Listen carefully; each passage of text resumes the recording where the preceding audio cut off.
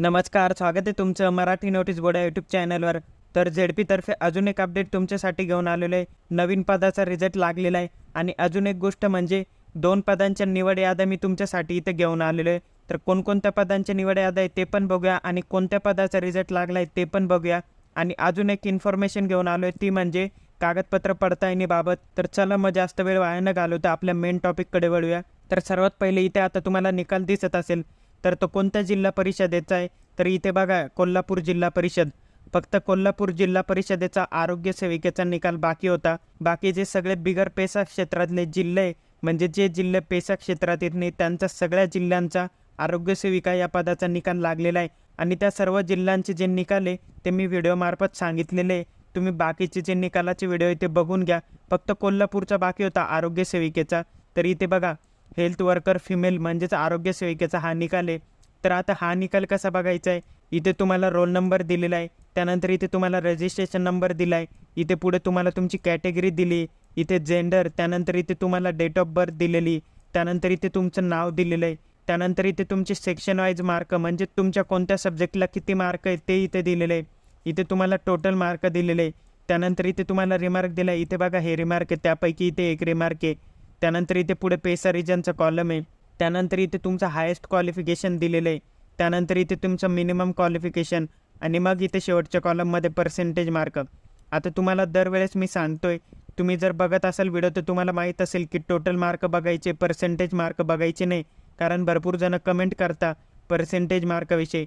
त्यामुळे आता तुम्हाला बघताना हे मार्क बघायचे, टोटल मार्क, यानुसार हे मेरिट लागलेलं आहे. आणि परत एकदा सांगतो, ज्यांचं या लिस्टमध्ये नाव नाही आहे त्यांना 90 मार्कापेक्षा कमी मार्क आहे असं त्यांनी समजून घ्यायचं आहे. ज्यांना 90 किंवा 90 मार्काच्या वर मार्क आहे त्यांचंच या लिस्टमध्ये नाव आहे.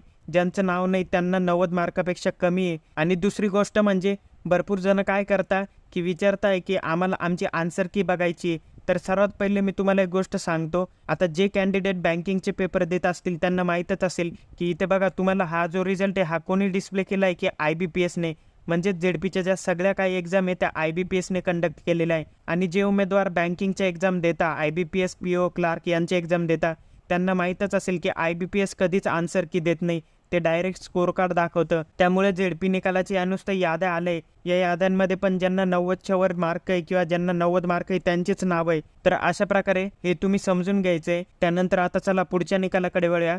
तर इथे पुढचा निकाल आहे, पुढची ही निवड यादी आहे. इथे बघा, जिल्हा परिषद बीड जिल्हा परिषदेची ही निवड यादी. इथं पद कोणतं आहे, स्थापत्य अभियांत्रिकी सहाय्यक.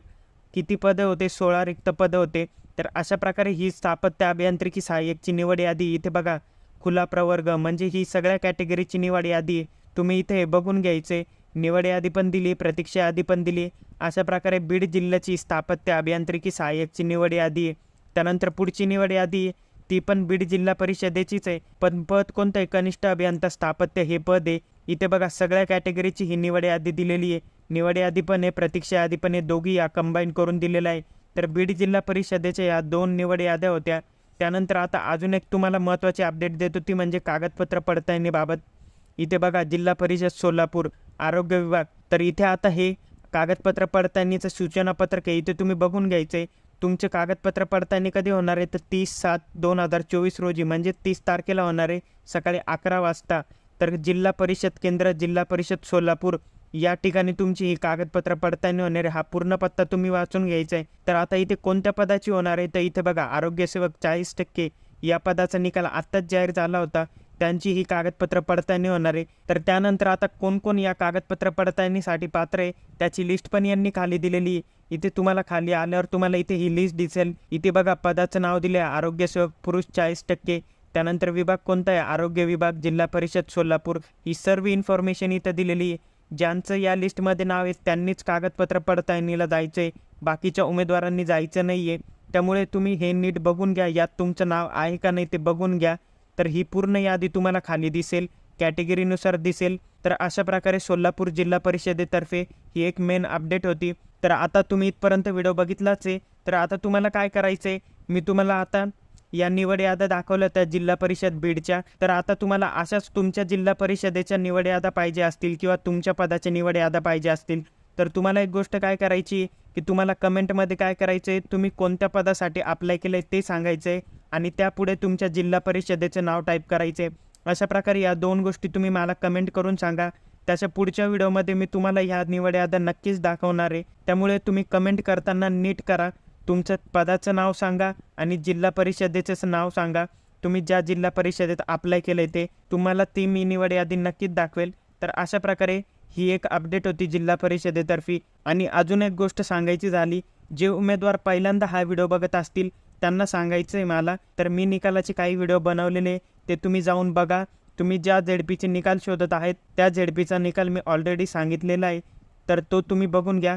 जर सांगितलेला नसेल तर तुम्ही मला पदाचं नाव आणि झेडपीचं नाव टाईप करून द्या, तो निकाल मी तुम्हाला नक्कीच सांगेल।